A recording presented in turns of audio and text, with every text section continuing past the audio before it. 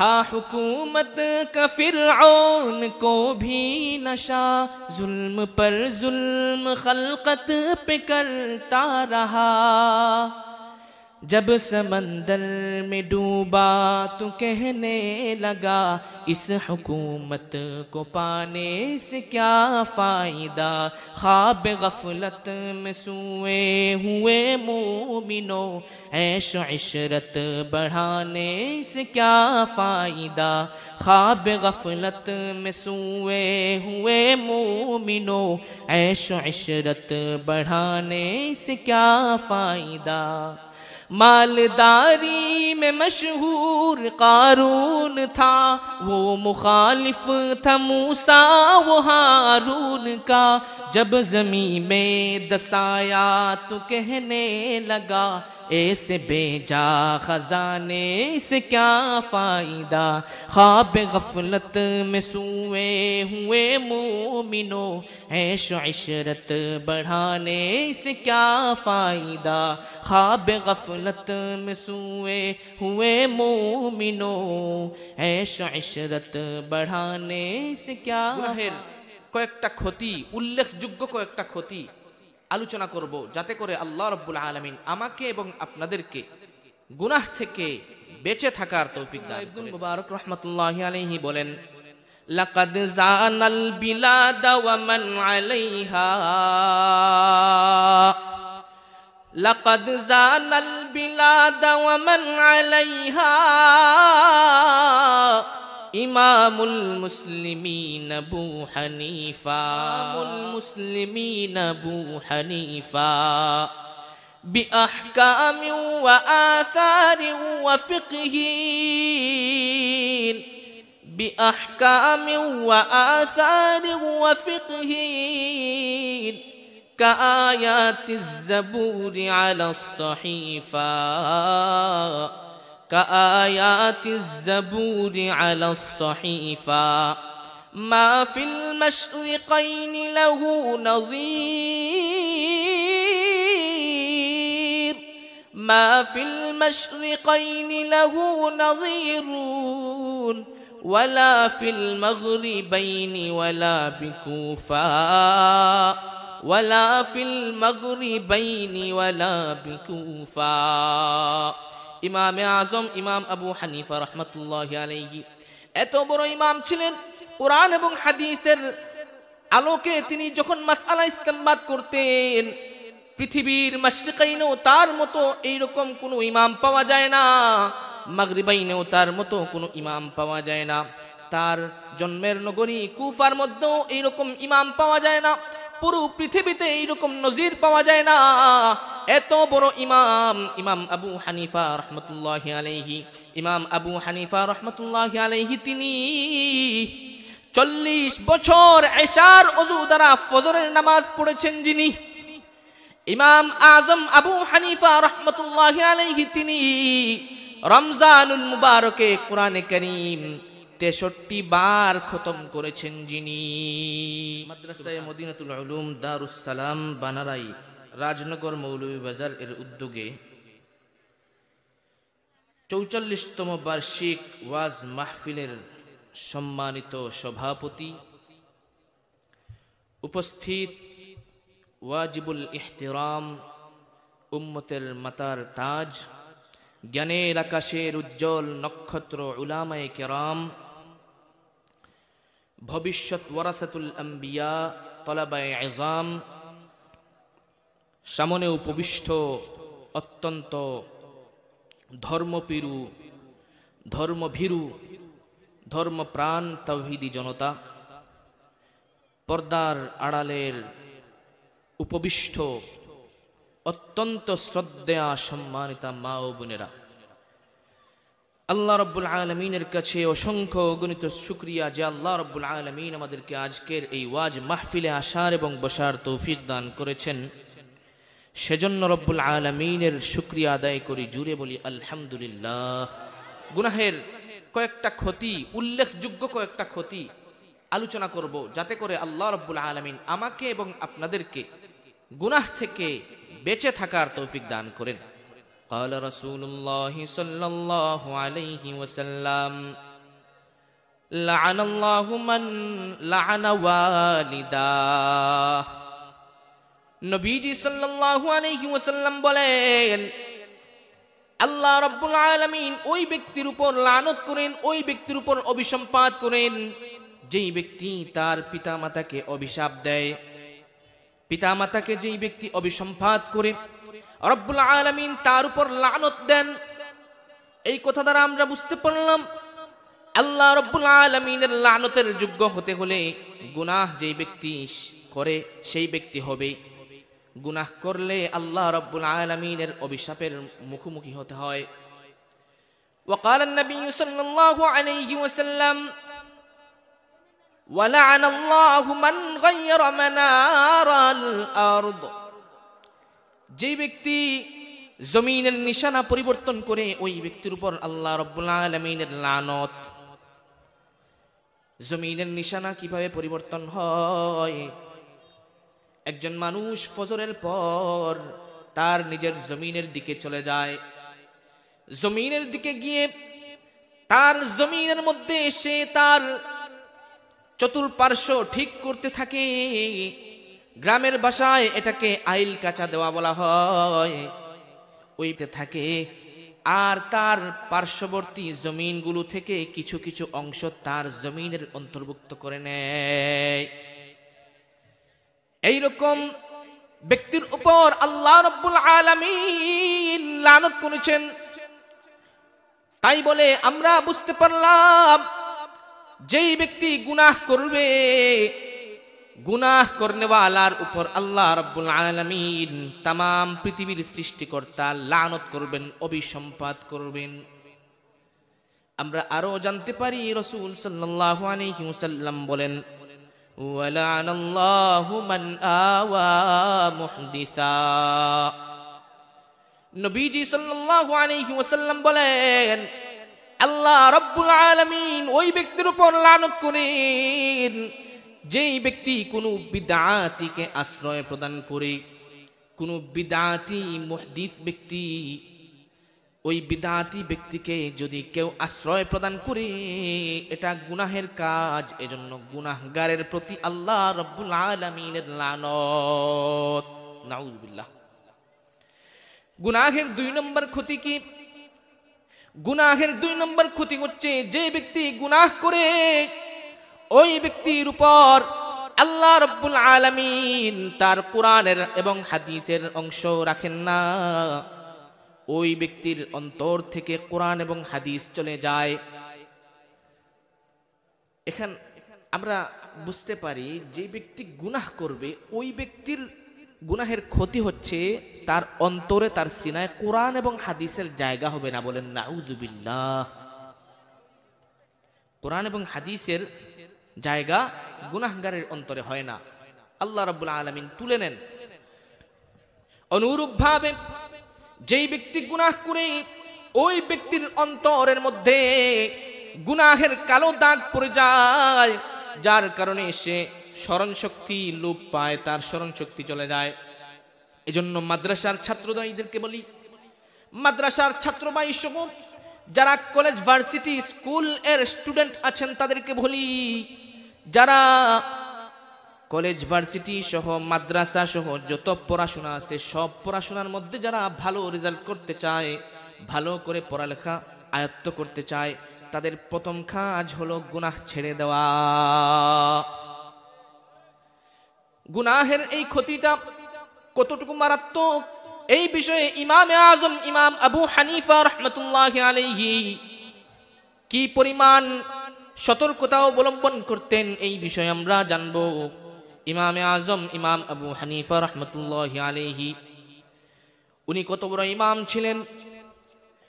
উনি যখন মাসআলা ইস্তেমবাদ করতেন, কোরআন এবং হাদিসের মাসআলা যখন ইস্তেমবাদ করতেন, তখন যদি কোনো খটকা লেগে যেত এটা হালাল নাকি হারাম, এই খটকা লাগার সাথে সাথে তিনি তার ছাত্রদেরকে বলতেন, মা হাযা ইল্লা লিযামবিন ক্বাদ আহদাসতুহু, এটা একমাত্র আমার নতুন গুনাহের কারণে হয়েছে। নিশ্চয়ই তিনি বলতেন, নিশ্চয়ই এটা একমাত্র আমার ওই গুনাহের কারণে হয়েছে যেই গুনাহটি হয়তো আমি করে ফেলেছি। ইমামে আজম আবু হানিফা রাহমাতুল্লাহি আলাইহির মতো মানুষ বলতেছেন। তখন তিনি কি করতেন? ওয়াকানা ইস্তাগফিরু ওয়া রুবামা সাল্লা, তখন তিনি সাথে সাথে ইস্তেগফার করতেন এবং কখনো কখনো নামাজে দাঁড়িয়ে যেতেন। ফালাম্মান কাশাফাল মাসআলা, যখন তার মাসআলা আল্লাহ রাব্বুল আলামিন সমাধান দিয়ে দিতেন, তখন তিনি বলতেন, আল্লাহ রাব্বুল আলামিন আমার তওবা কবুল করে নিয়েছেন। আল্লাহ রাব্বুল আলামিন আমার তওবা কবুল করার কারণে আমার এই মাসআলার সমাধান হয়েছে। তিনি এই বিশ্বাস করতেন তার গুনাহ হয়ে যাওয়ার কারণেই হয়তো মাসআলার মধ্যে খটকা লেগেছে, মাত্র খটকা। হালাল এবং হারামের মধ্যে শুধুমাত্র একটা খটকা, এটা হারাম হবে নাকি হালাল, এই খটকার কারণেই তিনি কি বলেছেন। এখন আপনারা মনে করতে পারেন ইমাম আবু হানিফা উনি হয়তো গুনাহগার। আরে না, ইমাম আবু হানিফা সম্পর্কে যদি জানেন, আপনারা সবাই জানেন ওনার সম্পর্কে, এরপরও আমি বলি আবার স্মরণ করানোর জন্য। আব্দুল্লাহ ইবনুল মুবারক রাহমাতুল্লাহি আলাইহি বলেন, লাকাদ জানাল বিলাদা ওয়া মান আলাইহা, লাকাদ জানাল বিলাদা ওয়া মান আলাইহা ইমামুল মুসলিমিন আবু হানিফা, ইমামুল মুসলিমিন আবু হানিফা بأحكام وآثار وفقه، بأحكام وآثار وفقه كآيات الزبور على الصحيفة، كآيات الزبور على الصحيفة ما في المشرقين له نظير، ما في المشرقين له نظير ولا في المغربين ولا بكوفا، ولا في المغربين ولا بكوفا। ইমাম আজম ইমাম আবু হানিফা রাহমাতুল্লাহি আলাইহি এত বড় ইমাম ছিলেন, কোরআন এবং হাদিসের আলোকে তিনি যখন মাসআলা ইস্তেমবাদ করতেন, পৃথিবীর মাশরিকাইনেও তার মতো এইরকম কোনো ইমাম পাওয়া যায় না, মাগরিবাইনেও তার মতো কোনো ইমাম পাওয়া যায় না, তার জন্মের নগরী কুফার মধ্যেও এইরকম ইমাম পাওয়া যায় না, পুরো পৃথিবীতে এইরকম নজির পাওয়া যায় না। এত বড় ইমাম ইমাম আবু হানিফা রাহমাতুল্লাহি আলাইহি, ইমাম আবু হানিফা রাহমাতুল্লাহি আলাইহি তিনি 40 বছর এশার ওযু দ্বারা ফজরের নামাজ পড়েছেন যিনি। ইমাম আজম আবু হানিফা রাহমাতুল্লাহি আলাইহি তিনি রমজানুল মুবারকে কোরআনে কারীম 63 বার খতম করেছেন যিনি। সুবহানাল্লাহ। এইরকম ইমাম ইমাম আবু হানিফা রাহমাতুল্লাহি আলাইহির অবস্থা যদি এরকম হয়, আপনার আমার তো মনেই থাকে না গুনাহের কারণে গুনাহের সাগরে আমরা নিমজ্জিত আছি। আর উনারা গুনাহ করার তো সময় পেতেন না, এত বেশি আমল আর এত বেশি আখলাকের মধ্যে, এত বেশি কোরআন এবং হাদিস নিয়ে তারা নিমজ্জিত থাকতেন, ডুবে থাকতেন যে গুনাহ করার সময় নেই, এরপরেও তারা ইস্তেগফার করতেন। এখন চিন্তা করুন আমাদের কি পরিমাণ ইস্তেগফার করতে হবে। ইমাম শাফিঈ রাহমাহুল্লাহু তাআলা সম্পর্কেও উনি বলেন, আমি আমার উস্তাদ ওয়াকি ইবনুল জাররাহকে আমার জ্ঞান সম্পর্কে, আমার হিফজ সম্পর্কে, মুখস্থ শক্তি সম্পর্কে অভিযোগ করলাম। তিনি বলেন, শাকাউতু ইলা ওয়াকিইন সুআ হিফজি ফাআওসানি ইলা তারকিল মাআসি ফাইন্নাল ইলমা নূরুম মিন ইলাহি, ফাইন্নাল ইলমা নূরুম মিন ইলাহি ওয়া নূরুল্লাহি লা ইউতা লিআসি। ইমাম আজম আবু হানিফা রাহমাতুল্লাহি আলাইহির কাহিনী তো শুনলেন, এবার শুনুন ইমাম শাফিঈ রাহমাতুল্লাহু তাআলা তিনি কি করতেন। উনি বলেন, আমি আমার উস্তাদ ওয়াকি ইবনুল জাররাহকে আমার হিফজ সম্পর্কে, মুখস্থ শক্তি সম্পর্কে অভিযোগ করলাম। তিনি বললেন, গুনাহ ছেড়ে দাও, কারণ ইলম আল্লাহ পাক রব্বুল আলামিনের প্রদত্ত একটা নূর। ওয়া নূরুল্লাহ লা ইউতা লিআসি, আর আল্লাহ রব্বুল আলামিনের নূর কোনো গুনাহগার ব্যক্তিকে দেওয়া হয় না। আল্লাহ রব্বুল আলামিনের নূর, এই নূরটা গুনাহগারের অন্তরে জমা হতে পারে না। আরো সহজে আপনাদেরকে বুঝাই, এই পাত্রের মধ্যে, এই খালি পাত্রের মধ্যে যদি আপনি চান দুধ ডালতে, তাহলে দুধ ডালতে পারেন, দুধ স্বচ্ছ থাকবে। মধু ডালতে চান, মধু স্বচ্ছ থাকবে। যা কিছু আপনার ডালতে মনে হয় আপনি সুন্দর করে তা ঢালতে পারেন। কিন্তু এটার মধ্যে যদি আগ থেকেই নোংরা পানি ধারা ভরপুর হয়ে যায়, এই গ্লাস যদি সমস্ত ভরপুর থাকে নোংরা আবর্জনা আর গন্ধযুক্ত জিনিস দ্বারা, তাহলে বলেন তো দেখি এই কাপের মধ্যে, এই মগের মধ্যে, পেয়ালায় আপনি যদি দুধ, মধু বা যত ভালো জিনিস রাখেন না কেন, এই কাপের মধ্যে জায়গা হবে কি? অবশ্যই হবে না। ঠিক তদ্রূপভাবে আমাদের নলেজ বা আমাদের মাইন্ড সেটআপটা এরকম হওয়া উচিত। গুনাহের জায়গা আমাদের মস্তিষ্কে হবে না। গুনাহের জায়গা যেই মস্তিষ্কে হবে, ওই জায়গার মধ্যে ইলম নামক নূর থাকতে পারে না। গুনাহ নামক খবাসতি, গুনাহ নামক দুর্গন্ধযুক্ত জিনিস যদি আমার পেয়ালায় থাকে, ওই পেয়ালার মধ্যে, একই পেয়ালায় আল্লাহ রাব্বুল আলামিনের নূর প্রবেশ করতে পারে না।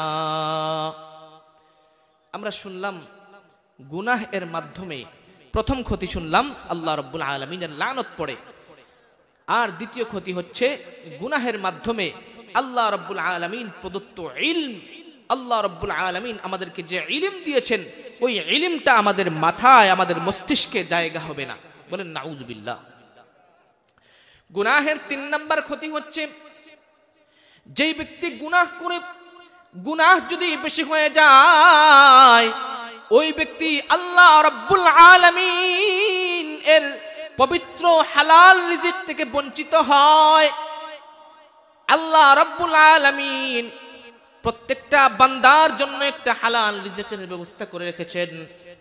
হালাল ভাবে সে একটা রিজিক পেয়ে থাকে। ওই রিজিকের মধ্যে যদি গুনাহগার হয়ে থাকে, তাহলে তার জন্য আল্লাহ রাব্বুল আলামিনের প্রদত্ত হালাল রিজিক জুটে না। এটার দলিল কি?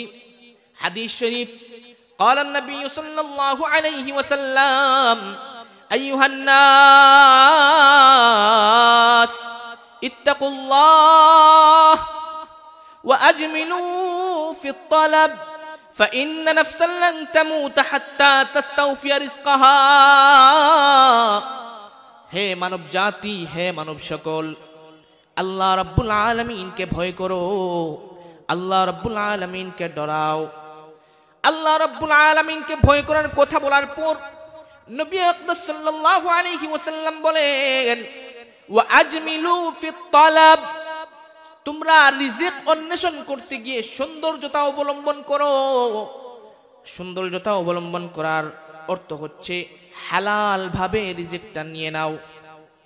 ফাইন্না নাফসান লান তামুত, কেননা কোনো প্রাণী, কোনো মানুষ নয়, শুধুমাত্র কোনো প্রাণী, যে কোনো প্রাণী, গরু হোক, ছাগল হোক, যে কোনো ধরনের প্রাণী, লান তামুত হাত্তা তাস্তাউফিয়া রিজকাহা, তার রিজিক যেটা বরাদ্দ আছে, ওই বরাদ্দকৃত রিজিক শেষ না হওয়া পর্যন্ত মৃত্যুবরণ করে না।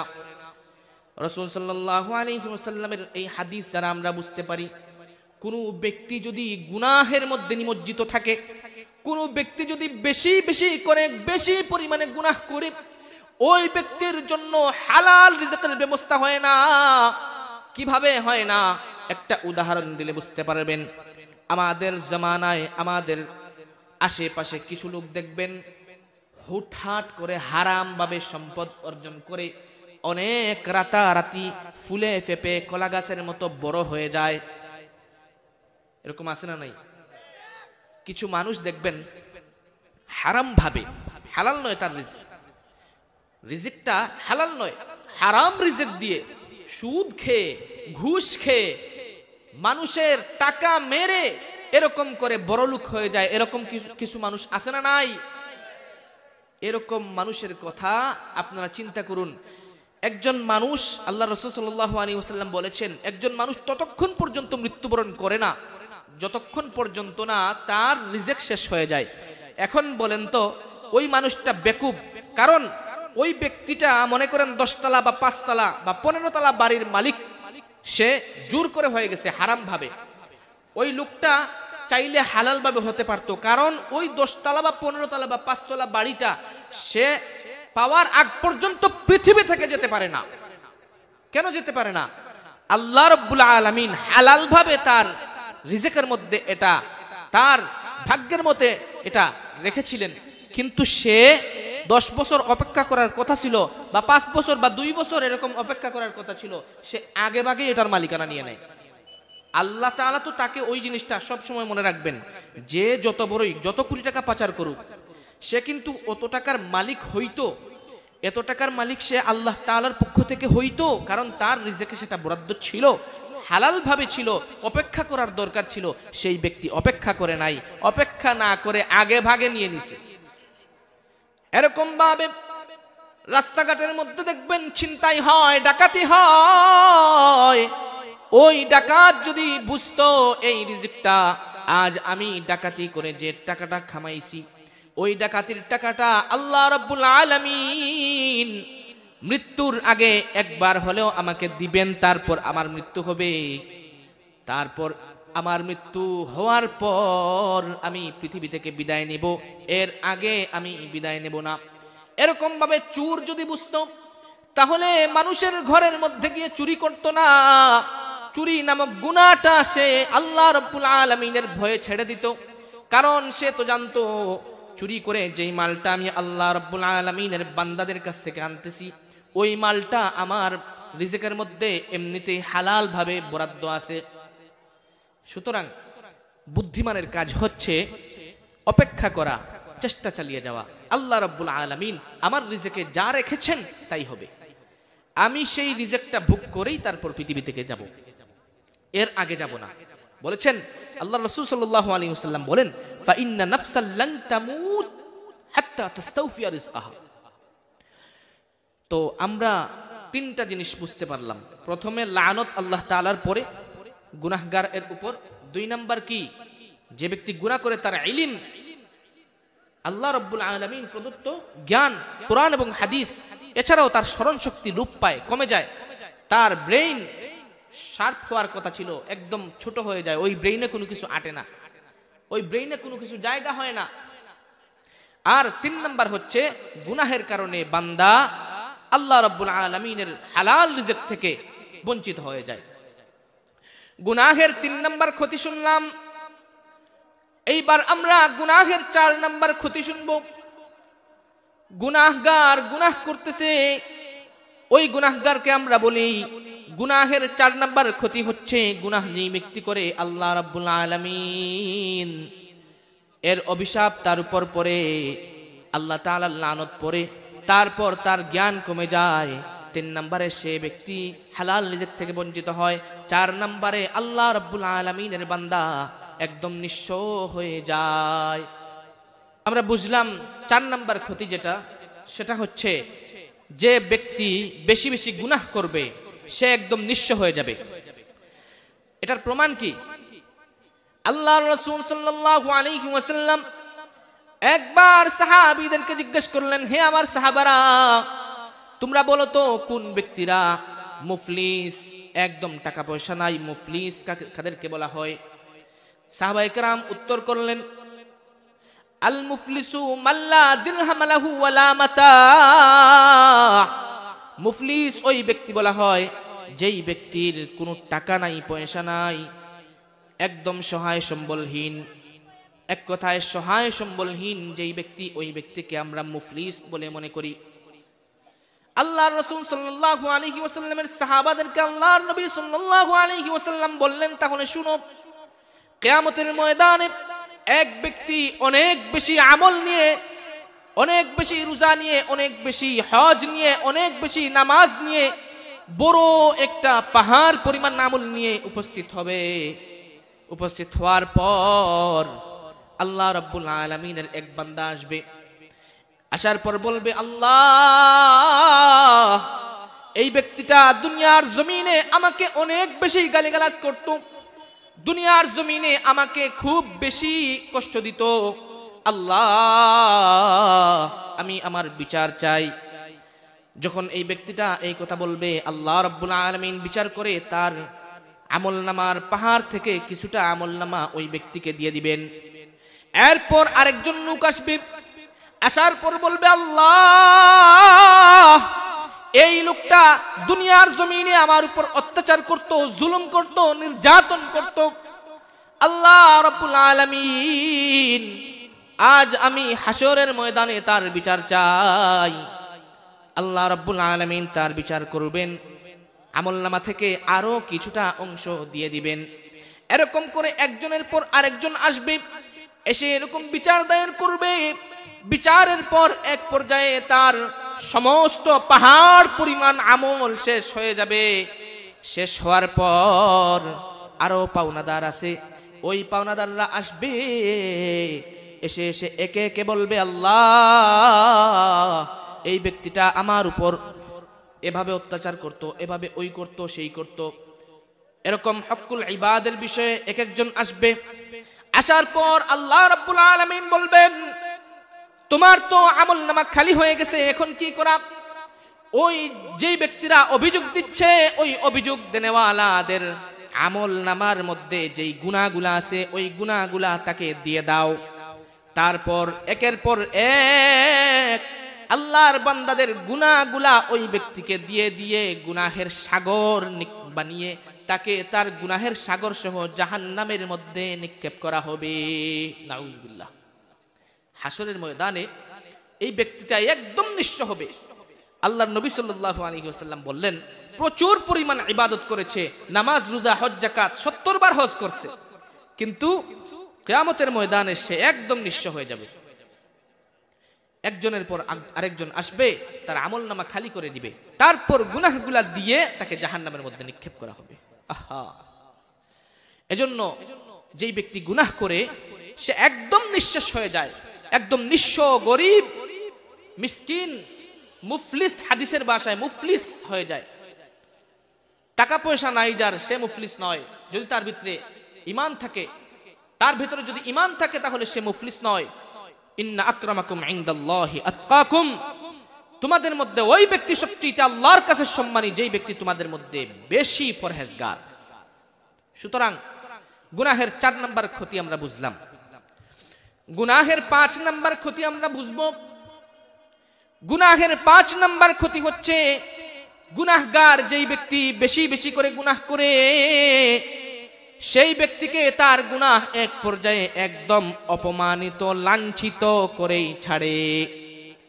তার গুনাহ একদম তাকে অপমানিত, লাঞ্ছিত, বেইজ্জত করেই ছাড়ে। আব্দুল্লাহ ইবনুল মুবারক রাহমাতুল্লাহি আলাইহি বলেন, আমার অভিজ্ঞতা থেকে বলছি, আমি নিজে দেখেছি গুনাহগার গুনাহ করতেছে, করতে করতে একদম বেইজ্জত হয়ে গেছে, একদম লাঞ্ছিত হয়ে গেছে।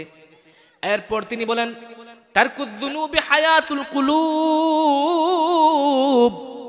গুনাহ ছেড়ে দেওয়া হচ্ছে অন্তরের জীবন। গুনাহ যেই ব্যক্তি ছেড়ে দেয়, ওই ব্যক্তি একটা সজীব অন্তরওয়ালা হয়ে যায়। ওই ব্যক্তির অন্তরটা একদম সজীব হয়ে যায়, সুন্দর হয়ে যায়। যেইভাবে গাছপালার মধ্যে সবুজ গাছপালাগুলা সুন্দর লাগে, ওইভাবে ওই গুনাহগার ব্যক্তি যদি আল্লাহ রাব্বুল আলামিনের কাছে তওবা করে গুনাহ থেকে খালি হয়ে যায়, তার অন্তরটা একদম সজীব হয়ে যায়। সুবহানাল্লাহ। আল্লাহ রাব্বুল আলামিন আমাদেরকে বুঝার তৌফিক দান করুন। একটা উদাহরণ দিলে বুঝতে পারবেন গুনাহের কারণে মানুষ যে একদম বেইজ্জত হয়ে, লাঞ্ছিত হয়ে, অপমানিত হয়ে যায়। এক বৃদ্ধা মহিলার কাহিনী শুনুন। এক বৃদ্ধা মহিলা কোন এক দেশের প্রেসিডেন্ট ছিল, কোন এক দেশের মন্ত্রিত্বের প্রধান আসনে আসীন ছিল। তার মন্ত্রিত্বের আসনের বেলায় অনেক মানুষ ছিল, মন্ত্রী পরিষদের অনেক মানুষ তার সাথে ছিল। ওই সমস্ত মানুষকে নিয়ে 17 বছর একটা জাতির উপর জুলুম করেছে, একটা জাতির উপর অত্যাচার করেছে। হাজারো আলেমদেরকে বন্দী করেছে, হাজারো এমন মানুষ যেই সমস্ত মানুষকে একদম অন্ধকার একটা ঘরের মধ্যে উপোস করে রেখেছে, চরম পর্যায়ের নির্যাতন করেছে, অনেক স্বামীকে স্ত্রীহারা করেছে, অনেক স্ত্রীকে বিধবা করেছে, অনেক ছেলেকে এতিম করেছে। ওই বৃদ্ধা মহিলা এক পর্যায়ে গুনাহ করতে করতে আসমান থেকে ফয়সালা হয়, ওই বৃদ্ধা মহিলার বিরুদ্ধে আবাবিল তৈরি করতে হবে। এক পর্যায়ে আবাবিল তৈরি হয়, আবাবিলের একটা দল এই যেই রাষ্ট্রের মধ্যে বৃদ্ধা মহিলা ছিল ওই রাষ্ট্রের মধ্যে একটা আন্দোলন গড়ে তুলে, এক পর্যায়ে সারা দেশের মানুষ আন্দোলন গড়ে তুলে। আন্দোলন করার পর এক পর্যায়ে ওই মহিলার জন্য সমস্ত সম্প্রদায়ের মানুষ যখন সবাই উল্টো হয়ে যায়, বৃদ্ধা মহিলার জন্য সমস্ত রাষ্ট্র একদম ছোট হয়ে আসে। এমনকি ওই মহিলা নিজের ঘরে পর্যন্ত নিরাপদ থাকতে পারে নাই, এবং ওই বৃদ্ধা মহিলা মসনদ ছেড়ে পালানোর সময় 45 মিনিট সময় পর্যন্ত পায় নাই। কি বুঝলেন বিষয়টা? এক বৃদ্ধা মহিলার কাহিনী বললাম। ওই বৃদ্ধা মহিলা প্রচুর পরিমাণ অত্যাচার নির্যাতন করেছিল, আয়নাগর তৈরি করেছিল।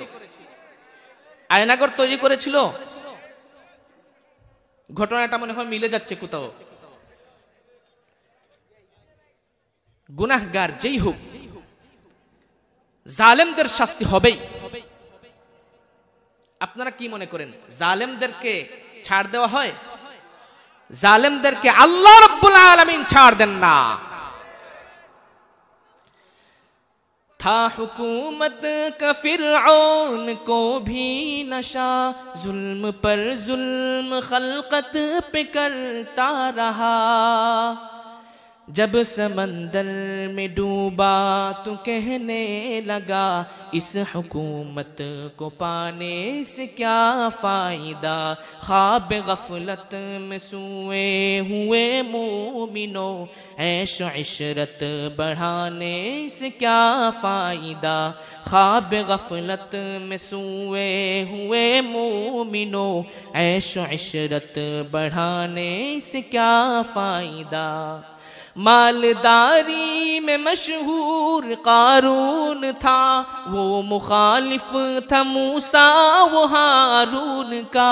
जब ज़मीं में दसाया तो कहने लगा, ऐसे बेजा खजाने से क्या फायदा। ख्वाब गफलत में सोए हुए मोमिनो, ऐश इशरत बढ़ाने से क्या फायदा। ख्वाब गफलत में सोए हुए मोमिनो, ऐश इशरत बढ़ाने से क्या फायदा। कितना मशहूर किस्सा है शादाद का, रूह जब उसके तन से निकाली गई। मरता मरता भी लोगों से कहता गया, ऐसे जन्नत बनाने से क्या फायदा। फिरौन আল্লাহ রাব্বুল আলামিনের জমিনের মধ্যে অত্যন্ত জুলুম, অত্যাচার, অবিচার, অনাচার করেছিল। এত বেশি অত্যাচার করেছিল, জুলুম করেছিল। জুলুম একটা গুনাহ। ওই গুনাহের কারণে সে এত বেশি অপদস্থ হয়েছিল, লাঞ্ছিত হয়েছিল। মিশরের নীল নদের মধ্যে আল্লাহ রাব্বুল আলামিন তাকে অপদস্থ করে, লাঞ্ছিত করে মৃত্যু দিয়েছিলেন। এবং এমনকি ওই ফেরাউনের লাশ আজ পর্যন্ত কোনো মাটি গ্রহণ করে না। আজ পর্যন্ত ফেরাউনের লাশ কোনো পানি গ্রহণ করে নাই, সমুদ্র গ্রহণ করে নাই, নদী নালা খাল বিল কোনো কিছু ফেরাউনকে গ্রহণ করে না। এর একমাত্র কারণ হচ্ছে গুনাহের ফসল, গুনাহের একমাত্র কারণ, গুনাহের একমাত্র পরিণতি হচ্ছে লাঞ্ছনা। গুনাহ একমাত্র তার গুনাহগারকে একদম লাঞ্ছনা করে ছাড়ে। অনুরূপভাবে কারুন এত বেশি ধনভাণ্ডারের মালিক ছিল, ওই কারুন এর ধন আল্লাহ রাব্বুল আলামিন এত বেশি দিয়েছিলেন যে তার যে ধনভাণ্ডার ছিল, এক একটা খাজানার যেই চাবিগুলো ছিল, তার ধনভাণ্ডারের যেই চাবিগুলা ছিল, ওই চাবিগুলা বহন করার জন্য আলাদা একটা বড় টিমের প্রয়োজন পড়তো। অনেক বড় সম্পদের মালিক ছিল।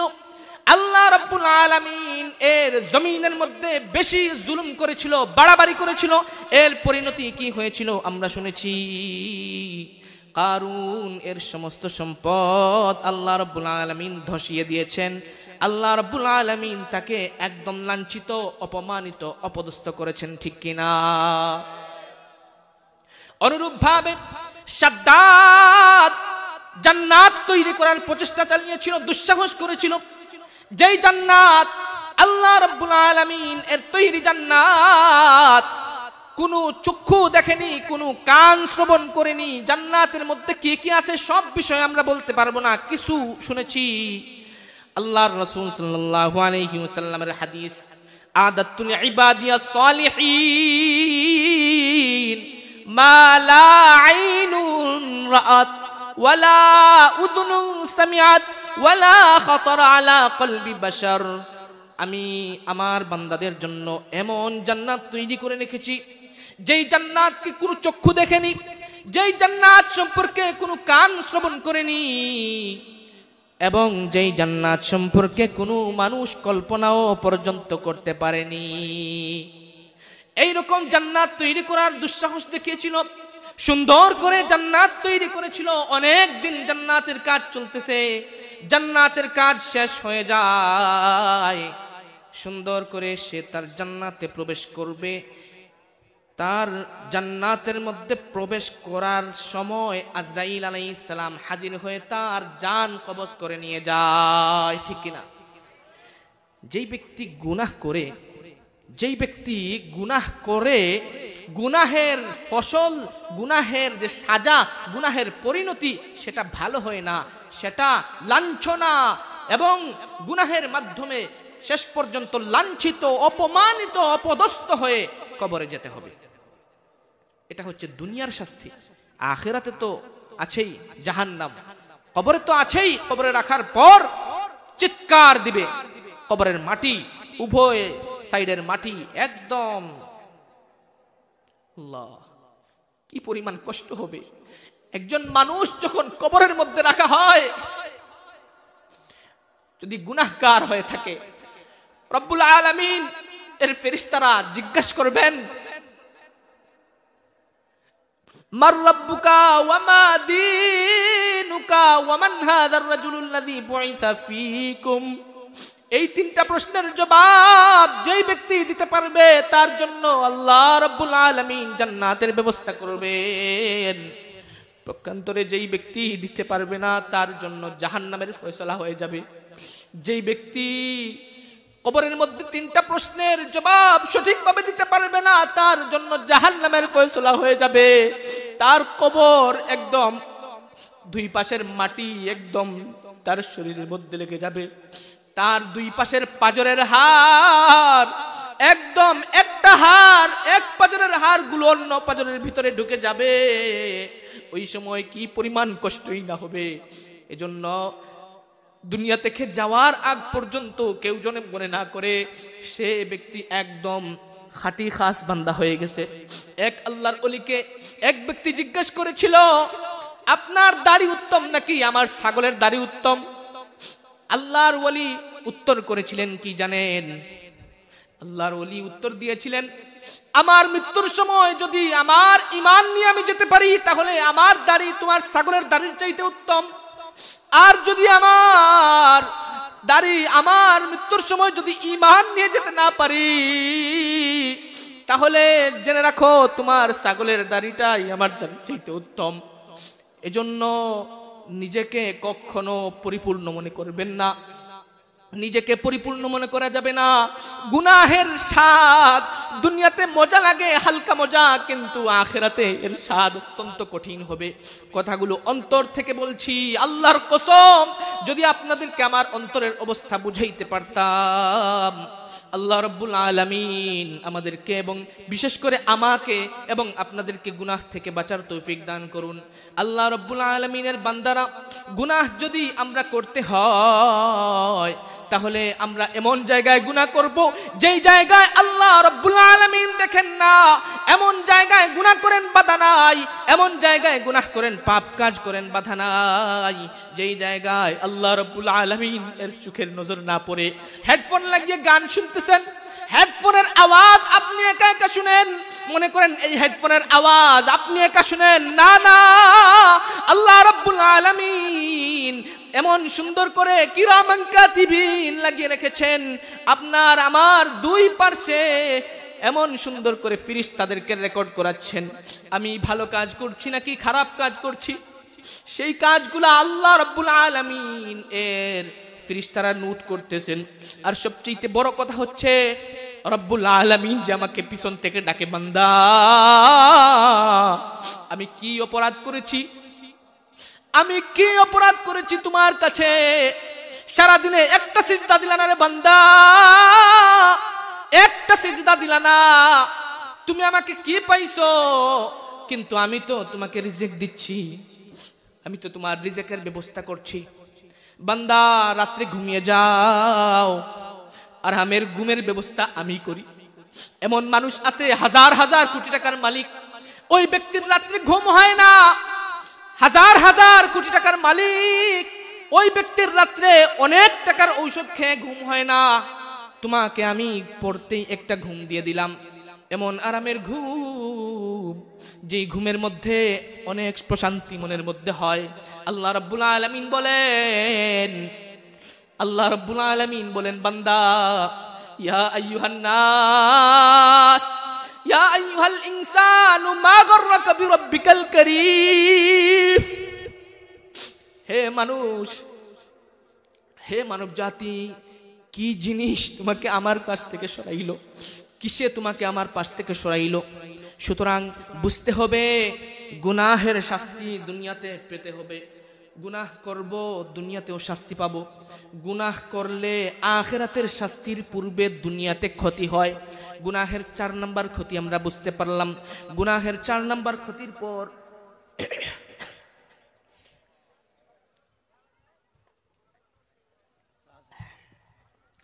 গুনাহের 5 নাম্বার ক্ষতি শুনেন। 5 নাম্বার ক্ষতি শুনে ফেলেছি, 6 নাম্বার ক্ষতি শুনেন। যেই ব্যক্তি গুনাহ করবে ওই ব্যক্তির গুনাহ তার দিকে ফিরে আসে। গুনাহ করনেওয়ালা ব্যক্তি, যে ব্যক্তি গুনাহ করতেছে ওই ব্যক্তির নিজের দিকে তার গুনাহটা প্রত্যাবর্তন করে। এটা কিভাবে? একটা ঘটনা শুনুন। এক ব্যক্তি চুরিওয়ালা ছিল, চুরির ব্যবসা করত। চুরি চিনেন, মহিলাদের হাতের চুরি, এই সমস্ত চুরির ব্যবসা করত। ওই মহিলার চুরির ব্যবসা করনেওয়ালা তার ঘরে একটা রূপবতী স্ত্রী ছিল এবং একটা ছেলে ছিল, যেই ছেলেটা তার পূর্বের স্ত্রীর, তার আগের স্ত্রীর একটা ছেলে। আগের স্ত্রী মারা যাওয়ার পর নতুন বিবাহ করেছে। ভালো করে শুনবেন ঘটনাটা, আমি ভালো করে বুঝাইতে চাচ্ছি, অন্তর থেকে বুঝাইতে চাচ্ছি। একদিন কি করলো, তার স্ত্রী ঘরে এসে দেখলো কাঁদতেছে। স্ত্রীকে জিজ্ঞেস করলো, কাঁদো কেন? স্ত্রী বলল, আমি ভারাক্রান্ত হৃদয়ে কাঁদতেছি। বলে কেন? আমাদের সন্তান যেটা, আমার সন্তান 17 বছর হয়ে গেছে, আমি তো তার মায়ের মতো। আজ আমি তাকে খরচ আনতে বাজারে পাঠিয়েছিলাম। বাজার থেকে শাকসবজি নিয়ে আসার সময় আমার হাতের মধ্যে একটা টিপ দিল, হাতের মধ্যে একটা চাপ দিল। ওই সময় আমি তার নিয়তের দিকে লক্ষ্য রাখলাম, দেখলাম তার নিয়ত ভালো না, সে খারাপ নিয়তে আমার হাতের মধ্যে টাচ করেছে। মহিলাটি জিজ্ঞেস করলো তার স্বামীকে। মহিলা বলল,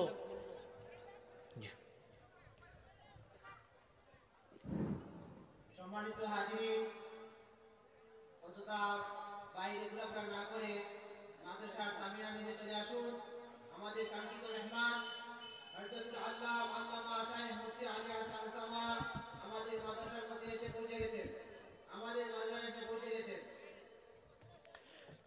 তো মহিলাটি তার স্বামীকে বলল, এরকম করে সে আমার হাতের মধ্যে খারাপ নিয়তে হাত দিছে, খরচ দেওয়ার সময় খারাপ নিয়তে হাত দিছে।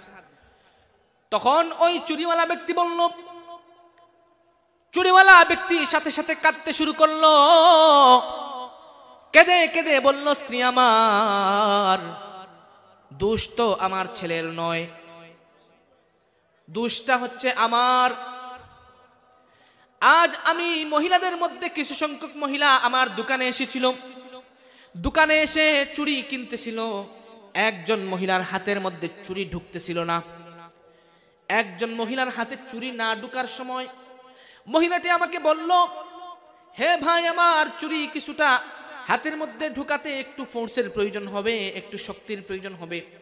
তখন আমি কি করলাম, ওই মহিলার হাতে চুড়ি পরিয়ে দিতে লাগলাম। যখন হাতে চুড়ি পড়াই, আমার নিয়তটা তখন খারাপ ছিল। ওই মেয়েটার হাতের দিকে, হাতের কোমলতার মধ্যে স্পর্শ করে আমি আমার নিয়ত খারাপ করেছিলাম। হ্যাঁ, আমি আজ অন্যের স্থির হাতের মধ্যে একটা চাপ দিয়েছিলাম খারাপ নিয়তে, সেজন্য আজ আমার স্থির হাতে অন্য একজন চাপ দিয়েছে। তার ছেলেটা, আগের স্ত্রীর ছেলে পরের স্ত্রীর হাতের মধ্যে একটা চাপ দিল, নাউযুবিল্লাহ। তার সৎমা, কিন্তু মা তো মায়ের সমতুল্য, মায়ের হাতে টিপ দিয়েছে। কেন দিল? ওই চুরিওয়ালা বিক্রেতা যে, সে দোকানের মধ্যে আরেকটা মহিলার হাতে টিপ দিয়েছিল। গুনাহ যেই ব্যক্তি করবে, গুনাহ তার দিকে ফিরে আসবেই আসবে। সেজন্য জিনা করতে হয়, পরপুরুষের দিকে, পরনারীর দিকে চাইতে হয়, ভেবে চিনতে চাইবেন। অন্যের দিকে খারাপ নজরে চাইবেন, আপনার ঘরের মানুষের দিকে মানুষ খারাপ নজরে চাইবে। সেজন্য আল্লাহ রাব্বুল আলামিন আমাদেরকে বুঝার তৌফিক দান করুন। এই অন্তরটা বুঝার অন্তর বানান, এই অন্তরের মধ্যে জায়গা দিন, গুনাহ থেকে বাঁচুন। আল্লাহর কসম, গুনাহ থেকে যারা বাঁচবে আল্লাহ রাব্বুল আলামিন তাদেরকে পুরস্কৃত করবেন। এখন বুঝলাম গুনাহ থেকে ক্ষতি, বুঝলাম। এখন গুনাহ থেকে বাঁচার পদ্ধতি কি? গুনাহ থেকে বাঁচতে হলে সর্বপ্রথম আল্লাহ রাব্বুল আলামিনের তাকওয়া অন্তরের মধ্যে লালন করতে হবে। আল্লাহ রাব্বুল আলামিনের তাকওয়া যদি কোনো মুমিনের অন্তরের মধ্যে ঢুকে যায়, ওই মুমিন কখনো গুনাহ করতে পারে না। আল্লাহ রাব্বুল আলামিন বলেন, ইয়া আইয়ুহান নাসু ইত্তাকু রাব্বাকুমুল্লাযী খালাকাকুম মিন নাফসিন ওয়াহিদাতিন ওয়া খালাকা মিনহা যাওজাহা ওয়া বাসসা মিনহুমা রিজালান কাসীরান ওয়া নিসাআ ওয়াত্তাকুল্লাহাল্লাযী তাসাআলুনা বিহি ওয়াল আরহাম।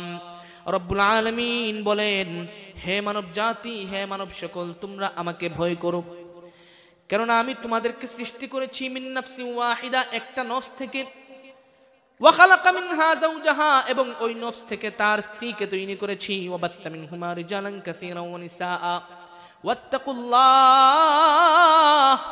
আর আল্লাহ রাব্বুল আলামিনকে ভয় করো। আল্লাহ রাব্বুল আলামিন ভয় করার কথা বলেছেন, অন্যত্র আল্লাহ রাব্বুল আলামিন ভয় করার কথা বলেছেন। আল্লাহ রাব্বুল আলামিন বলেন, ইয়া আইয়ুহাল্লাযীনা আমানুত্তাকুল্লাহা ওয়া কুলু কাওলান সাদীদা।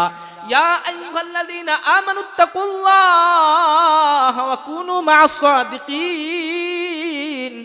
আল্লাহ রাব্বুল আলামিন বলেন, হে মানব জাতি, তোমরা আমাকে ভয় করো। হে ইমানদার, তোমরা আমাকে ভয় করো। ইমানদারকেও বললেন, আবার সমস্ত মানব জাতিকে বললেন। ইমানদার বলতে কারা? যারা শুধু ঈমান এনেছে। আর মানুষ বলতে কারা? আদম আলাইহিস সালাম থেকে নিয়ে এই পর্যন্ত যত ধরনের মানুষ, সবাইকে আল্লাহ তাআলা দাওয়াত দেন, তোমরা ইত্তাকুল্লাহ, আমাকে ভয় করো, আল্লাহকে ভয় করো। যদি আল্লাহকে ভয় করো, তাহলে তোমাদের জেনে রাখো আর কোনো গুনাহ হবে না। এটার একটা জ্বলন্ত প্রমাণ দেই। যেই ব্যক্তি আল্লাহ রাব্বুল আলামিনের সামনে দাঁড়ানোর ভয় করে, আল্লাহ আল্লাহ রাব্বুল আলামিনের সামনে দাঁড়ানোর ভয় যার অন্তরের মধ্যে কাজ করে, আল্লাহ রাব্বুল আলামিন এর নাফরমানি সেই ব্যক্তি করতে পারে না। এর জ্বলন্ত প্রমাণ হচ্ছে আমর ইবনে জামে রাহমাতুল্লাহি আলাইহির জামানায় এক ব্যক্তি ছিল, এক যুবক ছিল। এই যুবকটি অত্যন্ত পরহেজগার ছিল। ওই যুবকটি বেশি সময় মসজিদের সাথে তাল্লুক রাখত, মসজিদের সাথে যাওয়া আসা করত, মসজিদে বেশি সময় মসজিদে কাটাইতো। খুব আল্লাহওয়ালা এক যুবক। ওই যুবকটি অনেক দিন আল্লাহ রাব্বুল আলামিনের ইবাদত করতেছিল। এক পর্যায়ে এক যুবতী কিছুদিন ধরে অনেক চেষ্টা করতেছিল এই যুবকের ঈমান যাতে নষ্ট করা যায়, এই যুবককে তার দিকে আকৃষ্ট করার জন্য অনেক চেষ্টা করেছিল। এক পর্যায়ে অনেক দিন চেষ্টা করার পর এক পর্যায়ে তারা রাজি হয়।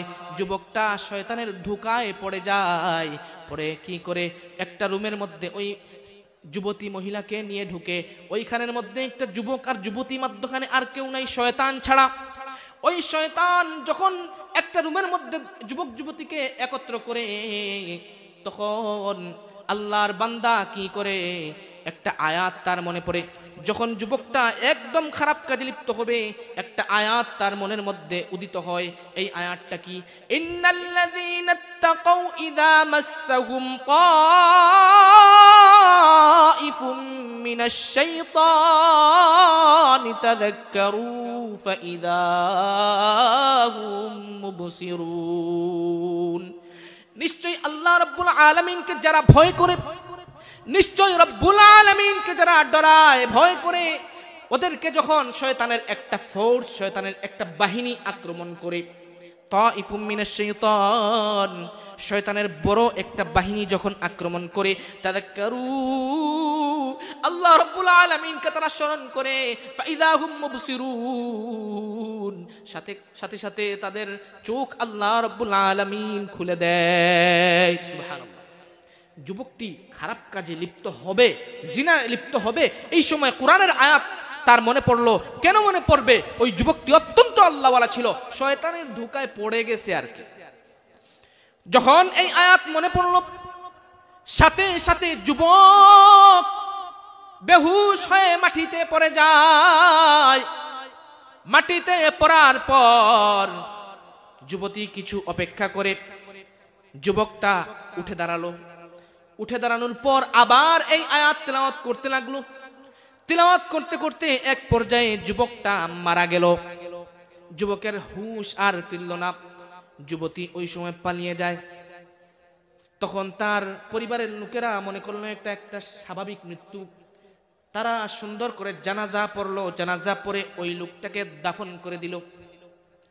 জানাজা পড়ার পর কবরের মধ্যে দাফন করে দেওয়ার পর আমর ইবনে জামে রাহমাতুল্লাহি আলাইহি আসলেন। উনি এসে দেখলেন জানাজা শেষ, কবর দেওয়াও শেষ। তখন তিনি কি করলেন? ওই রাতে ওইখানে অবস্থান করলেন, তার বাড়িতে থাকলেন।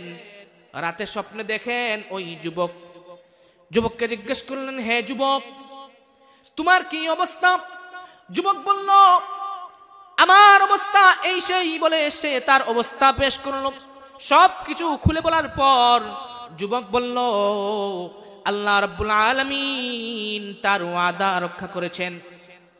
উনি জিজ্ঞেস করলেন, আল্লাহ রাব্বুল আলামিন কি ওয়াদা রক্ষা করেছেন? এই যুবক বলল, আল্লাহ রাব্বুল আলামিন আমাকে 2টা জান্নাত দান করেছেন। আল্লাহ রাব্বুল আলামিন কি ওয়াদা করলেন? কোরআনে কারীম আমরা যদি খুলি তাহলে দেখতে পারবো আল্লাহ তাআলা অত্যন্ত সুন্দর করে বান্দাদেরকে ডাক দিয়ে বলেন, ওয়ালিমান খাফা মাকাম রাব্বিহি জান্নাতান।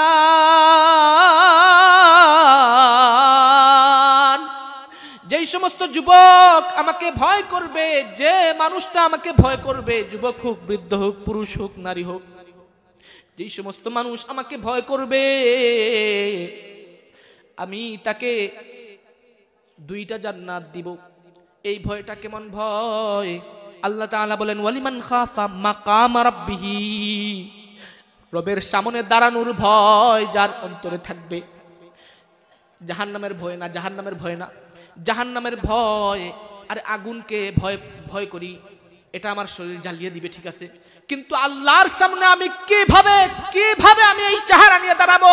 এই চেহারা দিয়ে যদি আমি গুনাহ করি, এই চোখ দুইটা দিয়ে যদি জিনা করি, চোখের জিনা, হাত দুইটা দ্বারা যদি হাতের জিনা করি, আমি যদি শরীর দিয়ে শরীরের জিনা করি, এই শরীরটা নিয়ে কিভাবে আমি মাওলার দরবারে দাঁড়াবো? এই ভয় যার ভিতরে আসবে, এই ভয় যার ভিতরে কাজ করবে, ওই ব্যক্তি কখনো গুনাহ করতে পারে না। আল্লাহ রাব্বুল আলামিন অপর আয়াতের মধ্যে বলেন, ওয়া আম্মা মান খাফা মাকাম রাব্বিহি ওয়া নাহান নাফসা আনিল হাওয়া ফাইন্নাল জান্নাতা হিয়াল মাওয়া। আল্লাহ রাব্বুল আলামিন বলেন, আর যেই ব্যক্তি তার রবের সামনে দাঁড়ানোর ভয় করে, মাকাম রাব্বিহি, রবের সামনে দাঁড়ানো, রবের সামনে দাঁড়ানো, একটু চিন্তা করেন, একটু চিন্তা করেন, কিয়ামত কায়েম হয়ে গেছে, কিয়ামতের দিন। মনে করেন আমরা এখন কিয়ামতের ময়দানে আছি, শরীরে কোনো কাপড় নাই, চোপড় নাই, কিচ্ছু নাই, শুধু টেনশন আর টেনশন, ইয়া নফসি ইয়া নফসি। ওই সময় দুনিয়াতে গুনাহ করেছি, গুনাহগুলো নিয়ে রবের সামনে কিভাবে দাঁড়াইবো ভাই, কিভাবে দাঁড়াইবো? এজন্য বলি গুনাহ ছেড়ে দিন, গুনাহ ছেড়ে দিন। যদি গুনাহ ছেড়ে দেই তাহলে আল্লাহ রাব্বুল আলামিন আমাকে মহব্বত করবেন। আল্লাহ রাব্বুল আলামিন গুনাহ থেকে আমাদেরকে বাঁচার তৌফিক দান করুন। সুতরাং আমরা বুঝতে পারলাম গুনাহের ক্ষতি, বুঝতে পারলাম গুনাহ থেকে বাঁচার সিস্টেম আমরা বুঝতে পারলাম। আরেকটা সিস্টেম আছে, আমরা মৃত্যুকে বেশি বেশি করে স্মরণ করব। হাদিসের মধ্যে ইরশাদ হয়, قال النبي صلى الله عليه وسلم اكثروا ذكر هادم اللذات الموت। তোমরা ওই মৃত্যুকে বেশি বেশি করে স্মরণ করো যেই মৃত্যুটা এই দুনিয়ার স্বাদকে বিনষ্ট করে দেয়। বেশি বেশি করে, বেশি বেশি করে কি করতে হবে? আল্লাহ রাব্বুল আলামিন আমাদেরকে তৌফিক দান করুন। বেশি বেশি করে মৃত্যুর স্মরণ করতে হবে। মৃত্যুর যদি স্মরণ করি তাহলে আল্লাহ রাব্বুল আলামিন আমাদেরকে গুনাহ থেকে বাঁচাবেন। আরেকটা 3 নাম্বার গুনাহ ছাড়ার পদ্ধতি আমি শেষ করে দিচ্ছি। গুনাহ ছাড়ার আরেকটা পদ্ধতি কি? গুনাহের আসবাব, গুনাহ যেই সমস্ত জিনিসের মাধ্যমে হয় এইগুলা একটু সরিয়ে নিলে। কিভাবে? আমার হাতের সবচেয়ে বড় দুশমন হচ্ছে, আমার সাথে সব সময় থাকে, ওই জিনিসটা আমাকে জাহান্নামে নিয়ে যাবে, আর এটা হচ্ছে আমার হাতের মোবাইল। এই মোবাইলের মধ্যে যত প্রকারের গুনাহ আছে, ফেসবুক বলেন, ইউটিউব বলেন, বা যত ধরনের আছে জিনিসপত্র, সব জিনিসগুলা থেকে বিরত থাকুন। আল্লাহ রাব্বুল আলামিনের প্রিয় হয়ে যাবেন ইনশাআল্লাহ। তবে যেই সমস্ত ব্যক্তিরা, যে আল্লাহওয়ালা ব্যক্তিরা ফেসবুক, ইউটিউব এগুলো ইউজ করেন কিন্তু এগুলো থেকে বেঁচে থাকতে পারেন, আলহামদুলিল্লাহ, তারা চালাক, সমস্যা নাই। তবে আমি গুনাহগার, অন্তত 2 বছর ধরে ফেসবুক বাদ দিয়ে দিছি, সাথে সাথে ইউটিউব সেটাও বাদ দিয়ে দিছি। এইগুলো থেকে আমি অন্তত বাঁচতে পারি না। আপনারা যদি বাঁচতে পারেন আপনারা করেন, সমস্যা নেই। আমি বলি না দেখেন ফিতনা ছড়াবেন না, আমি বলি নাই যে ইউটিউব বা ফেসবুক এগুলা বন্ধ করেন। আমি বলেছি বর্তমান জমানায় ফিতনা এত বেশি পরিমাণে ছড়ে গেছে। কোরআন শরীফ আপনি পড়বেন মোবাইলে, কোরআন শরীফ বাইর করেন, দেখবেন একটা মেয়ের সামনে চলে আসছে। কোরআন শরীফ পড়েন, আসবেই। একটা কাহিনী দেখতেছেন, মক্কা শরীফ দেখতেছেন, মক্কা শরীফের অপোজিটে একটা বাজনা বাজতেছে। আমার ইউটিউবের চ্যানেল আছে, মিলিয়ন ভিউজ আছে আমার। তো আমি জেনে শুনে এগুলো ছেড়ে দিয়েছি, কারণ আমি পারবো না। অন্তত আপনারা যদি পারেন করেন, সমস্যা নেই। আপনি ওয়াজ শুনতেছেন, খুব সুন্দর ওয়াজ, পিছনে একটা বাজনা লাগাই দিচ্ছে। একটা ওয়াজ পাওয়া যায় না এখন, বাজনা ছাড়া কোনো ওয়াজ পাওয়া যায় না। কেন বাজনা দিতে হবে? বাজনা দিয়ে ঈমান নষ্ট করেছেন আপনারা।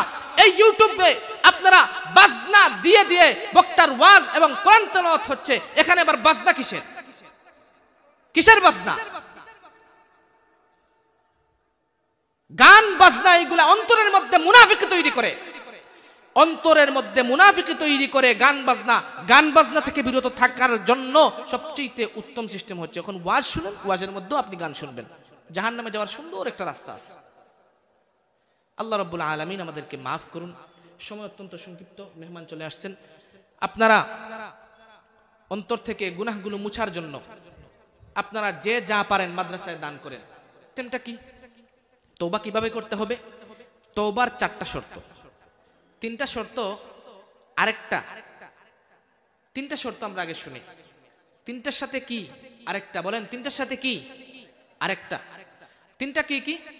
এক নাম্বার, গুনাহের প্রতি লজ্জিত হওয়া। আল্লাহ, গুনাহ করে ফেলেছি, মাহবুদ গুনাহ হয়ে গেছে, অনুতপ্ত হওয়া। গুনাহ করেছেন, নিজেকে ছোট মনে করা, অনুতপ্ত হওয়া, লজ্জিত হওয়া। আপনি যত বিনয়ী হবেন, লজ্জিত হবেন, আল্লাহ রাব্বুল আলামিন এই লজ্জিত হওয়ার কারণেই আপনাকে মাফ করে দিবেন। গুনাহ করেছেন, দম্ভ বলে আল্লাহকে বলতেছেন আল্লাহ গুনাহ করেছি, এরকম বললে তো মাফ হবে না, লজ্জিত হবে, গুনাহর প্রতি অনুতপ্ত হবেন। এক নাম্বার কাজ। দুই নাম্বার, গুনাহ ছেড়ে দেওয়া। যে গুনাহটা করেছি ওই গুনাহ ছেড়ে দিলাম। আরে গুনাহ তো হবেই, গুনাহ যে করে না সে মানুষ না। আপনারা একটা কথা শুনেন, যে ব্যক্তি গুনাহ করে না বা ভুল করে না, ভুল না করলে সে মানুষ হয় না। এটা আপনারা শুনেছেন আগে, সবাই শুনেছি। যার ভুল হয় না সে তো ফেরেশতা। আরে তাহলে তো ফেরেশতা সবাই আমরা, আমাদের ভুল হবে, কিন্তু আল্লাহ তাআলা ক্ষমা করার সিস্টেম করে দিয়েছেন। আল্লাহ তাআলার রাসূল সাল্লাল্লাহু আলাইহি ওয়াসাল্লাম বলেন, আত-তাইবু মিনাজ যামবি কামান লা যামবা লাহু। গুনাহ থেকে তওবা করে ব্যক্তি এমন যেন তার গুনাহ নাই। 70 বছর গুনাহ করছেন, তওবা করলেন, করার পর দেখলেন সমস্ত গুনাহ পিছনে ডিলিট হয়ে গেছে। কেন? আত-তাইবু মিনাজ যামব কামান লা যামবা লাহু। গুনাহ থেকে তওবাকারী ব্যক্তি যেন তার কোনো গুনাহই নাই। সুবহানাল্লাহ। সুতরাং 2 নম্বর শর্ত, গুনাহ ছেড়ে দিব, সেই গুনাহটা ছেড়ে দিলাম। আর 3 নম্বর, ভবিষ্যতে কোনোদিন আর কোনো গুনাহ হবে না, এই ব্যাপারে অকাট্যভাবে দৃঢ় প্রতিজ্ঞা করা। 3 নম্বর, দৃঢ় প্রতিজ্ঞা করা। এই 3টা কাজ করবেন, তাওবা হয়ে যাবে। কেউ যদি আজকে মুখলিস ভাবে, খালিস নিয়তে বাড়িতে গিয়ে একটা রুমের মধ্যে, অন্ধকার রুমের মধ্যে একমাত্র আল্লাহ আর আপনি ওইখানে আছেন, আর কেউ নাই, ওইখানের মধ্যে আপনি বসে যদি বলেন আল্লাহ যা করেছি সব ভুল করেছি, এই জীবনটা ভুলের জীবন, এই জীবন থেকে আমি পরিত্রাণ চাই, মাবুদ মাফ করে দিন, আর কখনো গুনাহ করব না। রব কিন্তু এমন এক রব, যেই রব মাকে যে ভালোবাসা দিয়েছেন, আপনার মায়ের কাছে গুনাহ করার পর, মায়ের কাছে অপরাধ করার পর মাকে একবার বলবেন, 2 বার বলবেন, 3 নম্বর বার মা বুকে জড়িয়ে নেই। অথচ আল্লাহ রাব্বুল আলামিন তো 99 ভাগ মায়া আল্লাহর কাছে রেখে দিয়েছেন। বলেন সুবহানাল্লাহ। 99 ভাগ মায়া আল্লাহর কাছে রেখে দিচ্ছেন, 1 ভাগ থেকে সমস্ত পৃথিবীকে মায়াটা দিয়েছেন। এখন মনে করেন আপনার মা যদি আপনাকে 3টা ডাক দেওয়ার পর বলে, সন্তান তাড়াতাড়ি আমার বুকে চলে আয়, যা করেছিস করেছিস, আর কোনো কিছু করিস না, আমি তোকে ক্ষমা করে দিলাম, তাহলে শুনেন আল্লাহ রাব্বুল আলামিন তো আরো বেশি ক্ষমা করনেওয়ালা। আমরা হতাশ হওয়া যাবে না, কিন্তু হতাশ হওয়া যাবে না, নিরাশ হব না। কেন নিরাশ হব? আল্লাহ তাআলা বলেছেন নিরাশ যে হবেন, কেউ যদি গুনাহ থেকে নিরাশ হয়ে যান, আর এই গুনাহ তো অনেক করে ফেলেছি, বাদ দেন, আর গুনাহ করব, আরো গুনাহ করব, আর এখন থেকে গুনাহ ছেড়ে দিব, আর পূর্বের জীবনের কোনো তওবা টওবা নাই, আমি নিরাশ হয়ে গেলাম, হায় রে জীবনটা তো কেটে ফেলেছি। এরকম নিরাশ যে ব্যক্তি হবে, সে ব্যক্তি গুনাহ করবে, আল্লাহ তাআলার গুনাহ করবে, যেই ব্যক্তি নিরাশ হবে। আল্লাহ তাআলা বলেছেন নিরাশ না হওয়ার জন্য। আমি নিরাশ হয়ে গেলাম, আশা কেন ছাড়বো? ওই আল্লাহ রাব্বুল আলামিনের কাছে সব কিছু আছে। আল্লাহ রাব্বুল আলামিন ফকিরকে বাদশা বানায়, বাদশাকে ফকির বানায়। ওই আল্লাহ রাব্বুল আলামিনের কাছে চাইতে আবার লজ্জার কিসের? যাই হোক, 3টা শর্ত আমরা বুঝলাম মৌলিক। 4 নম্বর আরেকটা শর্ত আছে। আরেকটা শর্ত যে বলছিলাম, 4 নম্বরের শর্তটা হচ্ছে বান্দার হক যেটা আছে, হকুল ইবাদ, বান্দার হক যেটা আছে, বান্দার হকটা বান্দার কাছ থেকে ক্ষমা চেয়ে নেওয়া, বা বান্দার হক থেকে থাকলে সেটা আদায় করে দেওয়া। বান্দার হক যদি আপনার কাছে থাকে, কোন বান্দার কাছ থেকে আপনি 10 টাকা নিয়ে আপনি আর দিলেন না, ওই অবস্থায় মারা গেলেন, কিয়ামতের দিন আপনার যা সম্পদ আপনি দুনিয়াতে কামাইছিলেন, সম্পদ মানে যা সওয়াব কামাইছিলেন, ওই সওয়াবগুলো নিয়ে যাবে ওই ব্যক্তি, নাউজুবিল্লাহ। সেজন্য আপনি কাউকে গালি দিছেন, তার কাছে ক্ষমা করে চেয়ে নিন। আপনি কার গীবত করেছেন, যেই ব্যক্তির গীবত করেছেন সেই ব্যক্তির কাছে ক্ষমা চেয়ে নিন, কারণ বান্দার হক বান্দার কাছ থেকেই ক্ষমা চেয়ে নিতে হবে। সুতরাং আল্লাহ রাব্বুল আলামিন আমাদেরকে মাফ করে দিন।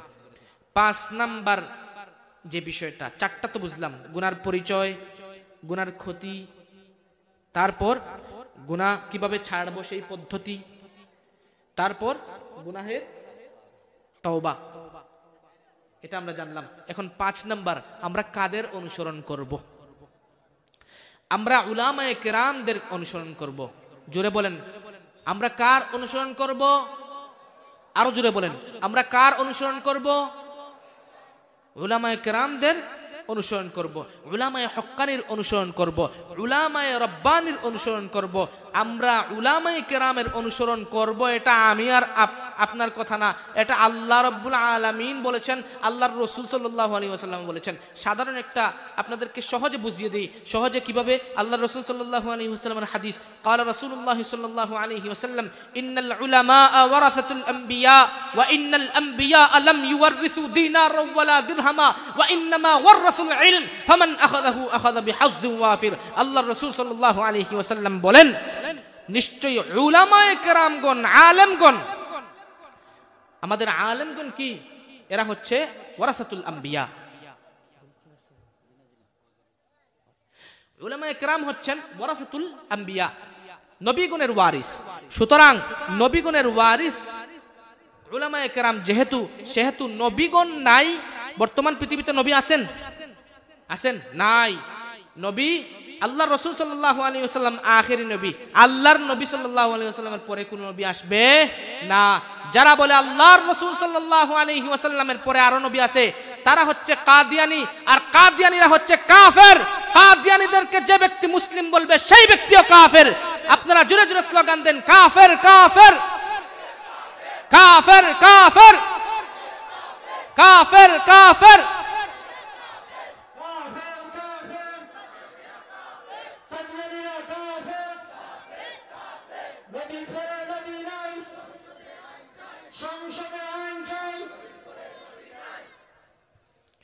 তো যাই হোক, আল্লাহ রাসূল সাল্লাল্লাহু আলাইহি ওয়াসাল্লাম পৃথিবী থেকে বিদায় নিয়েছেন।